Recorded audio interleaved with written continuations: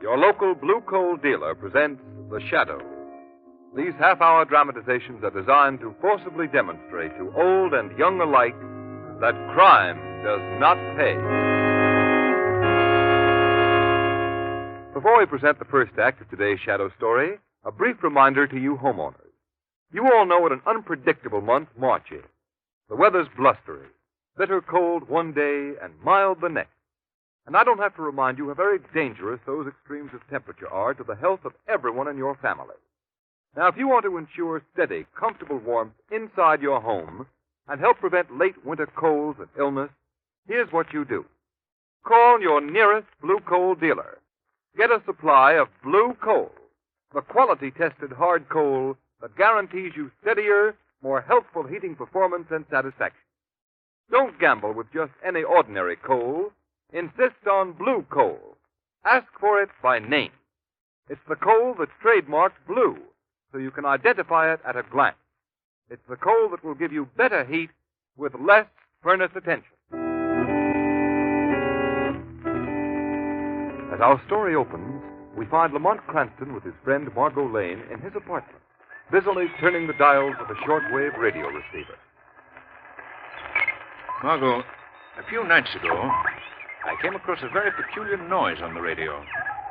Couldn't figure out what it was, so I got my recording set out tonight, and I'm going to make a record of this strange broadcast. Yes, I remember when you first got the recorder. We recorded everything we could think of. It was a lot of fun. Yes, particularly our duets. Oh, listen, there it is. Start the machine. We'll record it right now. The oddest thing I've ever heard. It doesn't make any sense. I can't make head or tail out of it. Doesn't sound like a human voice. Yet it's... Wait. I'll play our recording back on the phonograph. See, now, wait a minute.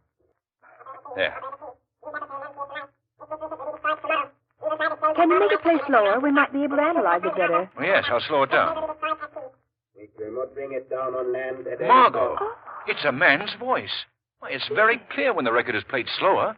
What a simple trick. They've merely made a record at a slow speed and played it fast so you can't get it. But how could anyone receive the message? They must have a recording outfit like mine and play it back at the low speed. Let's listen to the record again. Yes. Yeah, just a minute, I'll start it. There's the group. Speed. Operator speed. New battle plane lands here tonight. This mystery ship will be destroyed tomorrow. Margot. We will fly this plane to the Gordon Lightship and then 10 miles due south. Gordon We Lightship? will cruise to that point in our boat and pick us up. This plane will be destroyed at sea. What do you suppose? We cannot bring it down on land at any cost. It will never be recovered. Right. We have the only existing set of plans, and the designer is dead. Operator one in command. Do you know what that means, Margot? No, I don't know. A new Army plane is due tomorrow or next day at the aerodrome. It's one of the most revolutionary inventions in the history of military aviation. Only one of these planes has been built. And not one of the men who worked on its construction was permitted to know all its secrets. And its designer is dead. Oh, I see. With this plane in the hands of an invading power, this country would be wiped out before our defenses could be mobilized. Well, tell me about it. What kind of plane is it? The plane is revolutionary in design, Margot. It's equipped with a very intricate shortwave radio control outfit.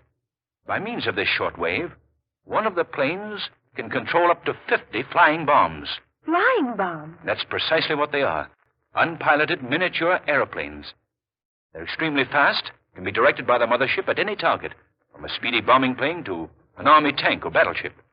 As far as I know, they've only built 3 or 4 of the flying bombs. We have so little to work on. What can we do? We've got to find the shortwave station that broadcast that record. But how can we ever find it?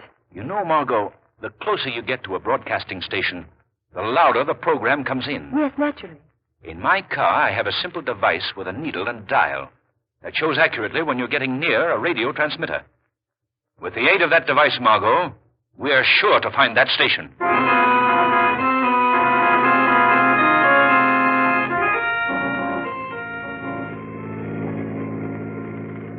I don't think it's any use to go any further west, Lamont. And what does the dial read now, Margot? It's down to 9. Well, we'll go southeast now. The signal is getting stronger, Lamont. The dial reads 20 now. Good. Covered every inch of the city. There must be a road that goes further east from here. Well, the only place I know east of here is Robbers Reef. Do you think it could... Oh, it couldn't be out there. Why, there's only an old tumble-down house on the reef. I think you've hit it, Margot. How do you get there? There's an alley between a couple of these buildings here that leads out onto a sort of short, narrow sandbar connecting the mainland with the end of the reef. Is that it there between those old buildings? So hard to see in this fog. There. Yes, that must be it. We'll try anyway.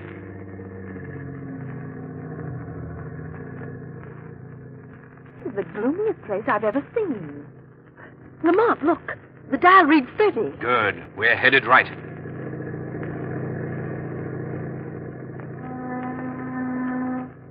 Margot, I'm going to stop here. Now, you stay in the car. Keep the doors locked till I come out of the house. Please don't go in there, Lamont. I won't, Margot. But I think the shadow will pay a call.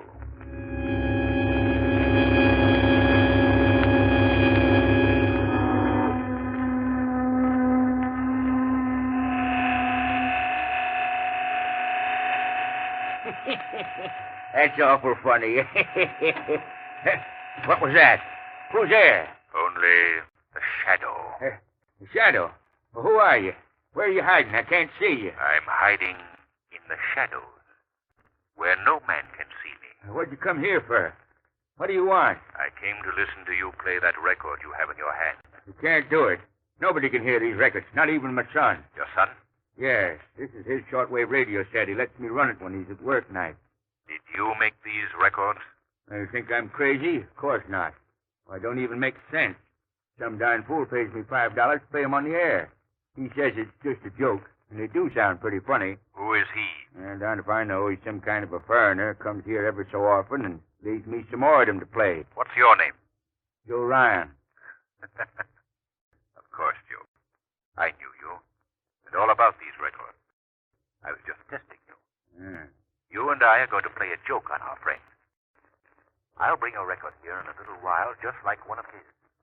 And I'll pay you $10 to play it in place of the one you got there.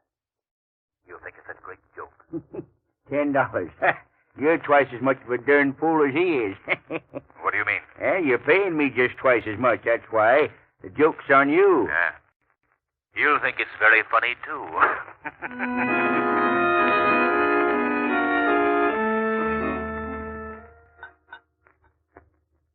Well, here's to you, Corbin. I guess our work's about done. Tomorrow the Army's new plane will disappear, and so will we. Yes, Borla. We'll be all finished up. It's been a pleasure working with you. Perhaps your methods are a bit ruthless, but they produce results. Shall we listen into your last shortwave broadcast recorded, just as a souvenir? It's time for it now. All right, tune it in. Such a simple idea, that high-speed recording. No one in the world can understand that. Wait a minute. Listen, there's something wrong with that message. It's a good thing we are recording it. I think it's your imagination, Paula. It sounds like all the rest of your records. I know what my voice sounds like even at high speed. Now, play the recording back at the slow speed. Mm-hmm. Listen. Operator 1. Operator 1. Your plan to steal the new Army bomber Sounds has very been discovered. strange. If you do not want this plan not my revealed, come at once to Joe Ryan's shack on Robbers Reef. If you want your secret to remain a secret, come immediately, for I have things of grave importance to discuss with you. I'll be waiting for you, Operator 1. This is the Shadow. Shadow. I've heard of him. He's dangerous. Perhaps we should leave tonight, Paula. You have the only plans and the designer's dead. Let's leave at once. Fool, we have yet to destroy the plane. Besides, Corbin, the Shadow knows too much. Borla will teach him a lesson he has long needed. Borla will teach him not to meddle with affairs of importance. Let's go at once.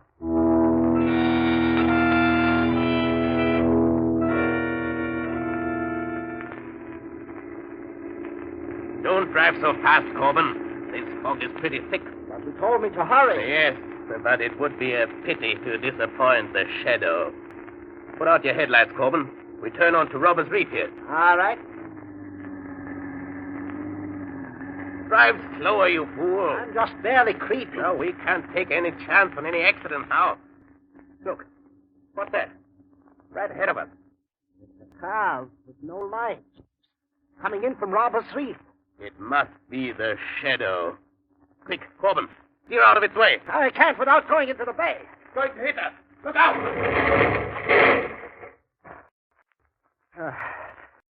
Are you all right? Yes. Fortunately, we're both going very slowly. Somebody getting out of that car. Stop where you are before I shoot. Corbin, flash a light on his face. It's a woman. Ah. I thought it was our friend, the shadow. What are you doing out here, young lady? I lost my way. And why are you driving without lights? Well, I thought I could see better that way in the fog. I don't believe you. Corbin, look in the car and see if there's anyone else. Perhaps you brought someone out to Robbers Reef. Young I lady, don't know what you're talking about. I tell you, I lost my way. Well, we'll soon find out. You are coming with me. No one else in the car, boy. Good, Corbin. I'm sure there's nothing the matter with the cars. Drive hers into the water, then bring ours to Joe Ryan's shack. The young lady and I are going to walk, unless she is foolish and tries to run away.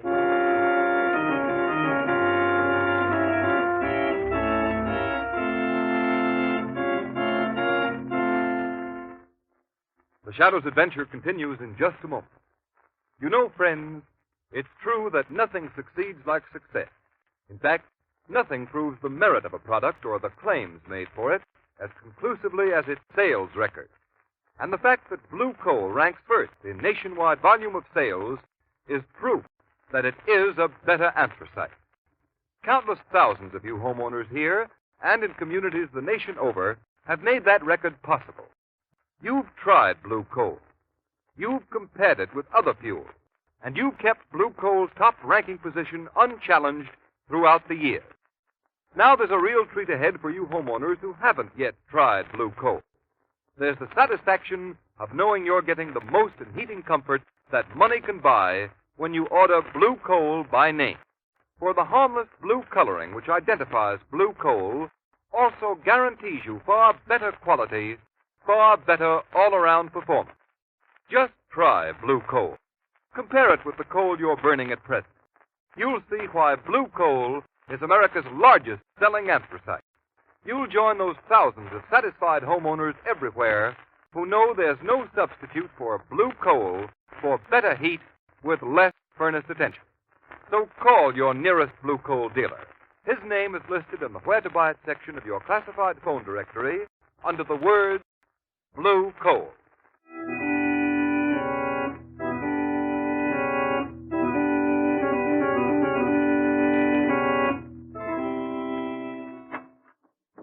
Step in there, young lady. What? Oh, it's you, mister. Hey, did you hear it? Did you hear the funny record? Yes. Very funny. Where's the shadow? I don't know where he is. Said he was a friend of yours. He is a great friend of mine.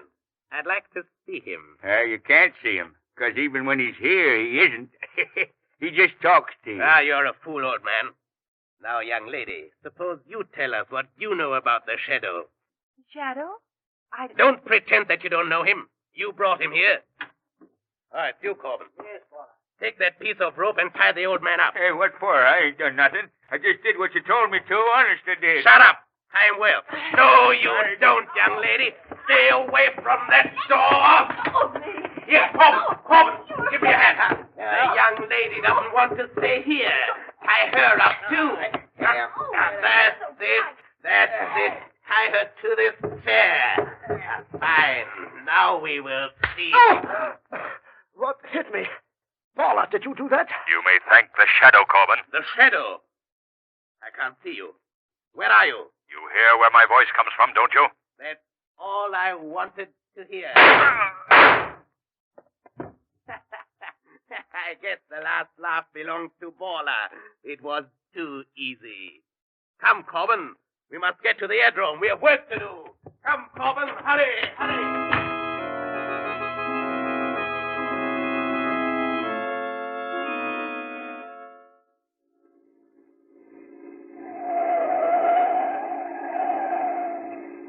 Hurry, Corbin. The X-1 should land just at dawn. It will be light in a few moments. I'm doing the best I can. I'm still worried about that girl and the old man back on Robbers Reef. You should have gotten rid of them. As soon as I leave you at the airport, I will go back and close their mouths forever.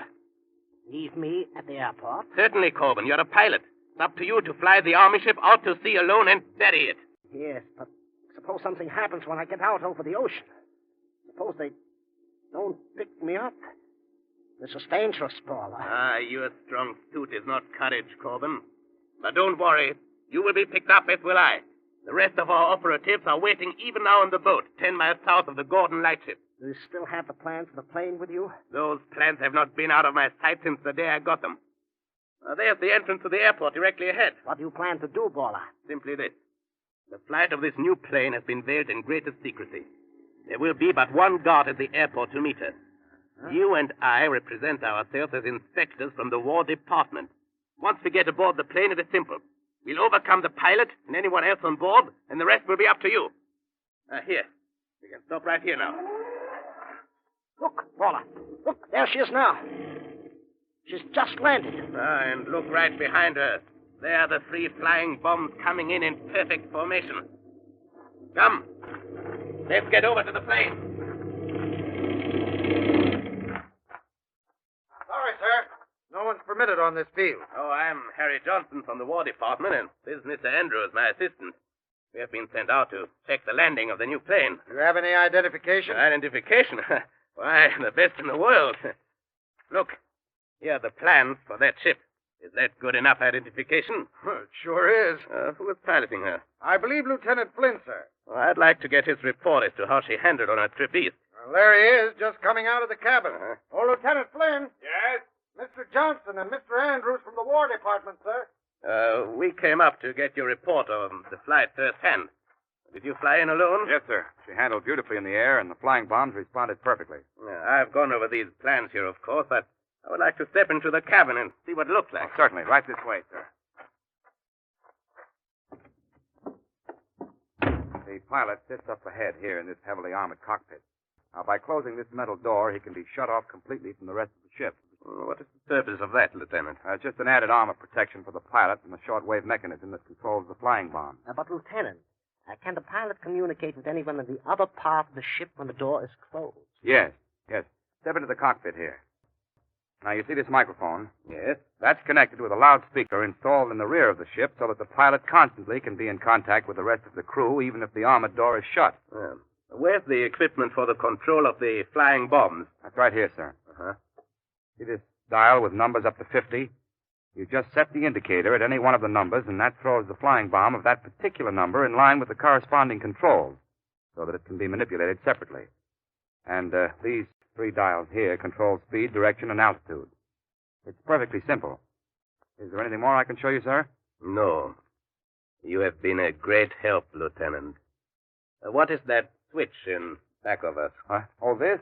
Why, that's the... Oh! All right, Corbin, take off immediately. As soon as you get in motion, I'll push the pilot out and jump out myself and tell the guard that you are running away with the ship. There. There he goes. Now, hurry, Corbin. Take her off. Good luck, Corbin. I'm going to jump now. Help! Stop! Help! Stop!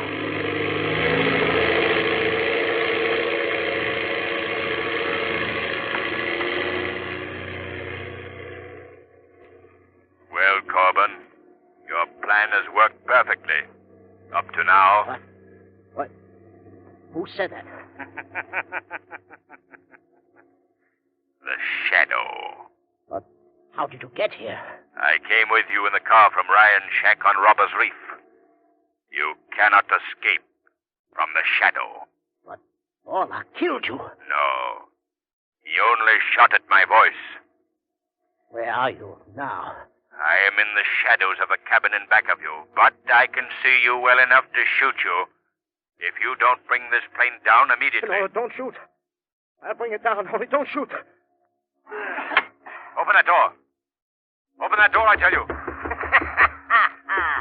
Well, Mr. Shadow, you can shoot your heart's content. Perhaps you heard Lieutenant Flynn say that the pilot's cockpit is well armored. Corbin, Bring this plane down. I'll bring it down all right. The 3 flying bombs in the ocean 10 miles south of the Gordon Lightship. But when the plane lands, you will land in it alone. Or I will leave it by parachute before it goes into its last power dive. What do you think of that, Mr. Shadow? Why don't you speak? Shadow, can't you hear me? I hear you all right, Corbin. And thanks for the suggestion about a parachute. It was nice of you. I'm going to leave you, Corbin, but not for long. I'll chase you to the ends of the earth. You'll never get away. Goodbye, Corbin.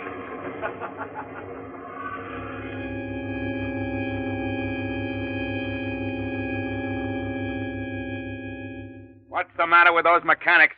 Can't they get that pursuit ship started? Look at that plane gain altitude. Take it easy, Lieutenant Flynn. Mechanics are warming it up as fast as they can. How's your head? You got a nasty crack. It's all right. It's all right. Wait till I get my hands on that guy. Where did the other one go to? In the excitement, he ducked into a car and beat it. He sent out a police call? Sure, first thing. Hey, look. Look. Someone just bailed out of the ship. Well, that's funny. The parachute's opening, but I can't see anybody. That's the darndest thing I ever saw in my life. Look, the number 1 flying bomb is diving for the parachute. Will it explode if it hits the parachute? Once the firing mechanism is released, it'll go off if it hits anything. Oh, my Lord. You just missed the parachute. And it's diving. It's diving straight towards us. It's out of control. Quick, dive out of the ground. There it goes. You all right? Yeah. Yeah, but boy, I'd hate to be any closer. What happened to that parachute? It came down right in back of us. But I still can't see anyone. Well, I can't stop now. I gotta take off and force that guy down.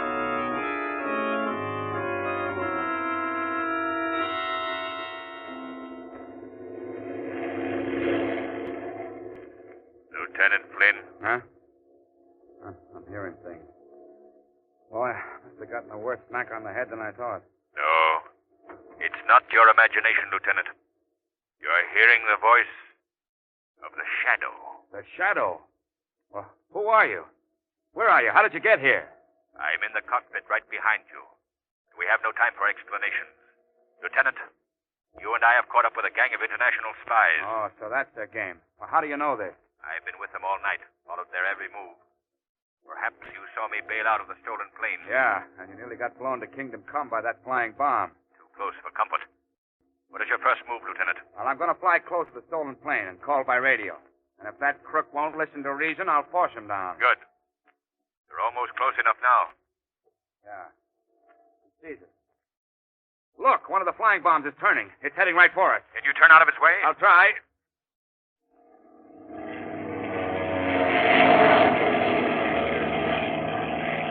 Those things are too fast. They can turn on a dime. Look at that thing fly. Your only chance is to shoot it down. Can you hit it? I've got to. Good shooting, Lieutenant. My lord. Look, that madman has released the one remaining bomb. Yes. He's right behind us. Our only chance is to put this plane into a power dive. Here goes.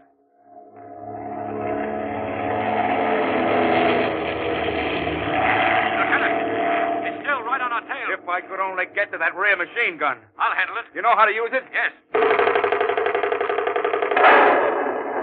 You got it. You got it, Shadow. Wow, that was close. Now I think Corbin will listen to reason. I'll call him by shortwave. Calling plane X1.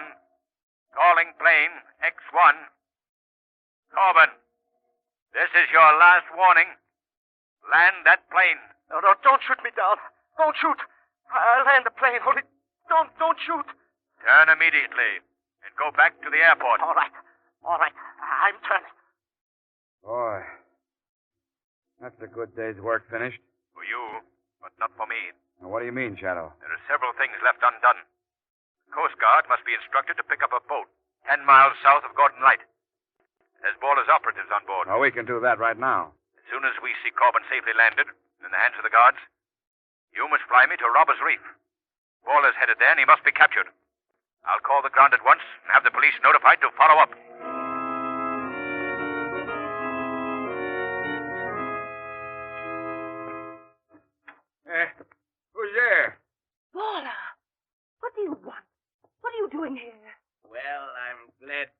my little birds have not flown. And now, young lady, there are a few questions I would like to ask you. Can't you loosen these ropes a little? They're cutting my arms. In a few minutes, they won't hurt your arms anymore. Nothing will hurt you anymore. Was that a boat or did a plane land here? Plane? You couldn't land a plane on Robbers Reef. Say, mister, when are you going to untie me? I'm not going to untie you. I'm going to kill you. Me? I ain't done nothing. What you want to kill me for? I only did what you told me. You fiend. You are the only one left, young lady. The shadow is dead, and you... Who's there? Who closed that door?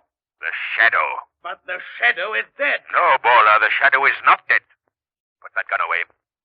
I showed you once that you could not shoot a voice. No, but I can shoot a very lovely young lady, Shadow. And I don't think you'd care for that. I'm going out this door, and I'm going to shut it after me. If it opens, I shoot. And if I don't hit you, Shadow, I'm going to kill this girl. You can't stop Bowler. No one can stop Bowler. For the police, I'll shoot them like dogs. I'll kill every one of them. I'll kill... They got him. You all right, Margot? Yes, Lamont. Here. I'll cut these ropes. We have to get out of here. Thank you, Lamont. Well, Margot, they've killed Bowler. I hate to see any man die by violence. But if that man dedicates his life to the evil task of plotting and espionage against a friendly country, he faces but one fate. And that fate is justly death by violence.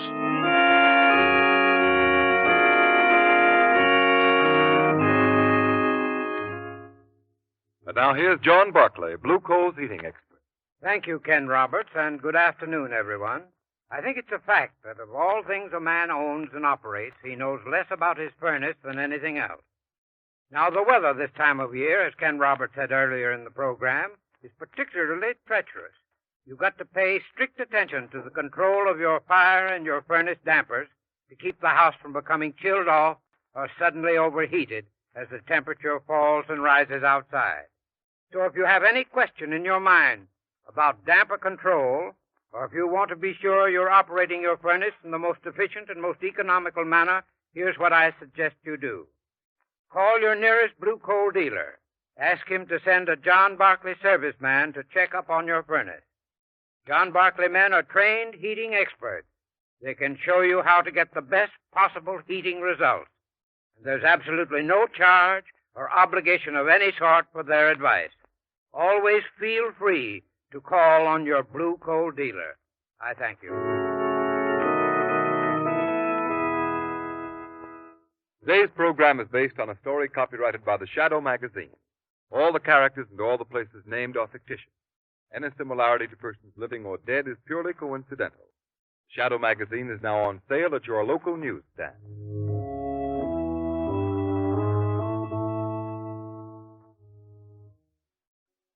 The weed of crime bears bitter fruit. Crime does not pay. The shadow knows. Next week, same time, same station, Blue Coal, America's finest anthracite, will again present another thrilling adventure of the Shadow. Be sure to listen, and be sure to burn Blue Coal, the solid fuel for solid comfort.